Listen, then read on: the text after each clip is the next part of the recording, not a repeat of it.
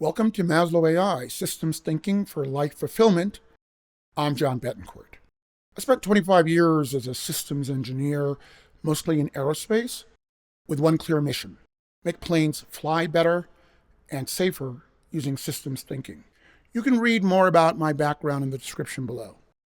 The focus of today's podcast is to teach you how to use systems thinking to make better life decisions. People rarely use systems thinking at all. They literally wing it. They try random hacks to fix their problems, and they wonder why they keep crashing. Today we're going to explore why people spend thousands of dollars on cosmetic surgery and close to nothing on cognitive enhancements. Let me tell you about a friend of mine, Kay, who lives in Guadalajara, Mexico. Kay had been thinking about getting a nose job for years. She worked extra shifts, saved every peso, made real sacrifices. This wasn't just for vanity. This was an investment. She believed this would change her life. I know Kay very well for several years, and I care about her. And I wanted to support her decision. But I was also concerned about her expectations. After months of saving, she finally had the $4,000. That's like 80,000 pesos for the procedure. This was going to be her breakout moment. I'm going to share with you what actually happened. Before I do, let me tell you, Kay isn't alone. Americans spend $16.7 billion every year on cosmetic procedures. Meanwhile, cognitive performance, not so much. Here's the reality of how people actually invest. The average person spends over $1,200 a year on appearance, clothes, skincare, gym, procedures. The same person spends close to $47 a year on cognitive enhancements, books, courses, training. That's a 25-to-1 ratio of appearance to brain investment. But here's the thing. You're not making bad choices. The beauty industry has a $500 billion marketing budget. The cognitive enhancement industry, essentially zero. You're responding to designed incentives. Let's level the playing field with better information. So what exactly is cognitive performance anyway? It's your mental horsepower for real life. How quickly you read people and situations. How well you solve problems under pressure. How easily you learn and adapt to change. How effectively you communicate your thoughts. And how clearly you think when emotions run high. Let's get back to Kay and her cosmetic surgery. Here's what troubles me about the whole cosmetic surgery industry. They're brilliant at marketing transformation, but they don't tell you the whole truth. They say, change your life, get a new you, you'll have a confidence breakthrough.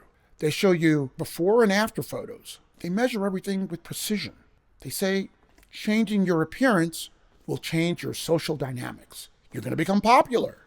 But in reality, it doesn't upgrade your communication skills or emotional intelligence at all. Kay went through the nose job. The procedure went perfectly. Her surgeon was excellent. Recovery was exactly as expected. Healing progressed on schedule. The bandages came off. She loved what she saw in the mirror. She said, I'm happy with how I look. It's exactly what I wanted. The surgeon had delivered perfectly on every promise about her physical transformation. Her nose was refined, proportional, beautifully shaped. She felt a genuine boost to her self-esteem when she looked in the mirror. But then she returned to her social life. This is where Kay's story gets a little sad. Her girlfriends didn't view the nose job as a positive thing. Some felt she was being superficial. The social dynamics with her female friends actually got more complicated. And dating, well, that didn't improve either. Same conversation patterns, same connection challenges, same results with guys, just with a different nose. Watching her disappointment was difficult for me as her friend.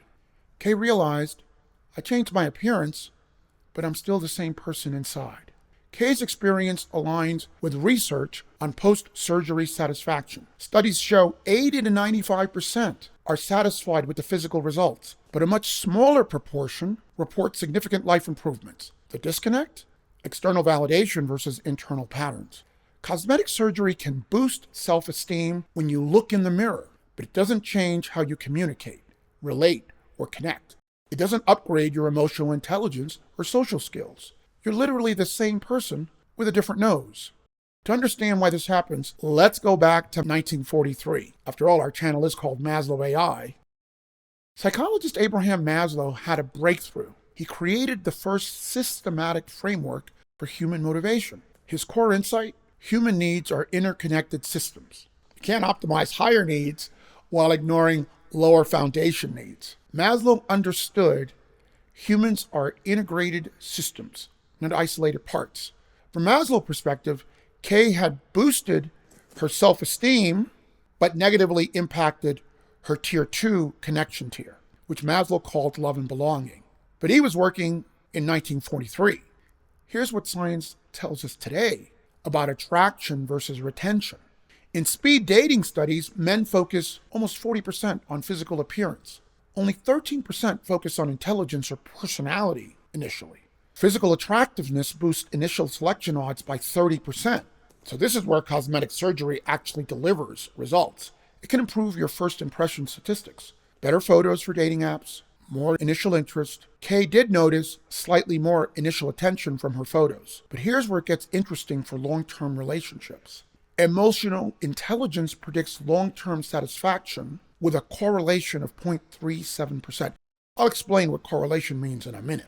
But that is one of the strongest predictors we have in all of psychology. Why is 0.37 so strong? Here's the comparison. The correlation of money and happiness, how much your happiness increases with increases in income, is only 0.25%. The correlation between physical attractiveness and relationship success, 0.15%. Having kids and happiness, they're only around 0.10%. That means, having a kid only increases your happiness by 0.10%. So emotional intelligence at 0.37 is more important for relationship happiness than money, looks, or even having children. So what exactly creates that 0.37 correlation? By the way, correlation means that as emotional intelligence increases, relationship retention also increases. And what is emotional intelligence anyway? Well, emotional intelligence breaks down into specific relationship skills: communication skills, conflict resolution, empathy, self-regulation. If you want to know more about what those things are specifically, look at the description below. But let's get back to Kay. She got more initial matches on dating apps. More guys approached her at social events. But when it came to building deeper connections, same communication patterns, same conversation skills, same inability to create emotional intimacy and trust. The relationships that started didn't last any longer than before. She realized, I can get more attention, but I'm still struggling to keep it. The nose job solved the wrong problem. Paradoxically, the most physically attractive people, according to studies, tend to have shorter marriages, higher divorce rates, more relationship instability, because they spent their time optimizing appearance instead of developing these emotional skills. Neuroscience explains exactly why this happens. Initial attraction is driven by dopamine, novelty and excitement. Physical attraction activates the same brain circuits as drug addiction, intense but temporary. But long-term bonding is driven by oxytocin, trust and safety. Emotional connection activates pair bonding circuits, weaker initially but builds over a long period of time. After a couple of years, when dopamine fades, oxytocin takes over. Emotional regulation, communication, and reliability become critical. Your nose job becomes irrelevant to relationship success. I want to be clear. I'm not against appearance optimization. Beauty and presentation matter, and I respect that part of your journey. But what really matters is that in terms of long-term relationships, you want to avoid massive overinvestment in appearance, and you want to focus on long-term optimization. Balancing appearance enhancements, tier 4, with long-term connection, tier 2 requirements is complex, and we will definitely explore this dynamic in subsequent episodes. So here's your homework. Calculate your appearance to brain investment ratio this week. Most people discover it's 10 to 1, or even 50 to 1 in favor of appearance. In other words, you're spending 50 times more on appearance than on brain enhancements. What's yours going to be going forward? If this episode helped you understand the difference between attraction and retention strategies, hit the subscribe button and the like button. Both help me reach more people who need systematic approaches to life optimization. Also, in the comments section, tell me, what's your appearance to brain power investment ratio? Have you noticed the difference between what gets attention and what makes someone stay in a relationship with you? Remember, beauty gets you noticed, brains keep you connected and loved. Stop guessing about life optimization. Start thinking systematically. I'm John Betancourt. Don't just optimize randomly, optimize systematically.